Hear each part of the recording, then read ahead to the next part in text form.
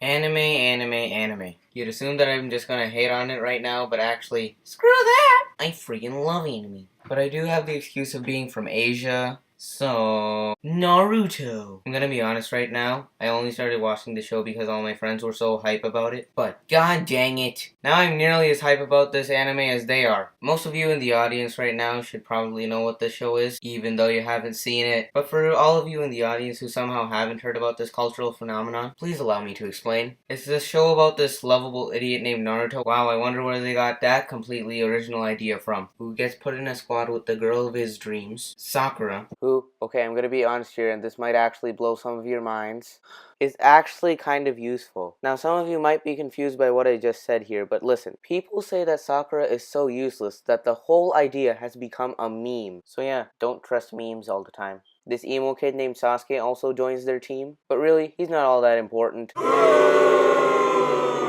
Okay, I was only kidding. And they all go on these crazy adventures as ninjas. Now, judging by what I just said, it doesn't really sound all that interesting, but it's really the exact opposite. So what is it that makes Naruto work so well? But before we begin, I'd just like to say that I'm still on the Chunin exam arc. Just saying. Anyway, let's start with something that most Naruto fans can definitely agree with. The characters. My god, the characters.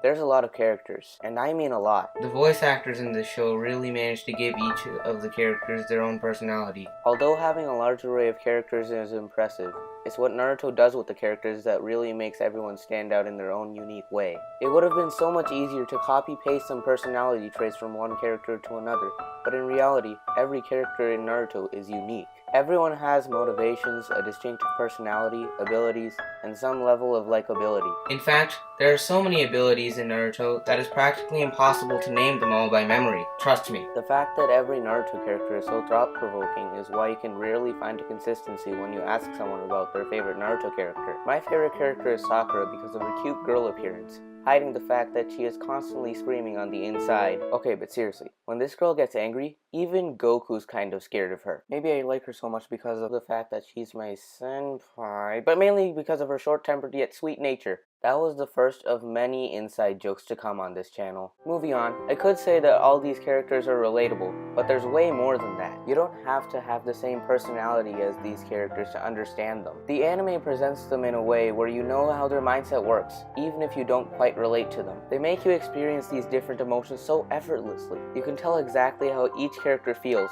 and you can also tell how every character differs from one another. Every action a character makes feels justified. You're constantly rooting for more than one person every time you watch an episode. And best of all, none of these characters are one-dimensional. Everybody has some kind of backstory. Even the main cast. When you have characters that you know barely anything about, you actually care about those characters more than others, because you barely know anything about them and want to find out more. I should also mention the fact that every character has flaws. Now, you may think that this is actually a bad thing, but if characters are perfect, it makes it too hard to relate to them, so you don't enjoy their presence as much as you feel you should. Well, most of the time anyway. I'll give you some examples. Naruto is a strong warrior, but he's usually very impatient. Sasuke is also a strong warrior, but he has a bad case of angsty teen. Sakura is smart and useful, but like we said before, she has more than a few anger issues. Jiraiya is a great sage and all, but, well, let's just say he would be great friends with Master Roshi. So in the end, all these characters feel important. There aren't any characters that they just use for comic relief. There aren't any characters that feel flat out uninteresting. Everybody's likable. And I don't think that there's a single character that I could possibly hit.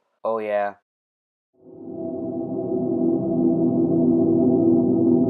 So you may be wondering, why is this kid doing a friggin' video on anime?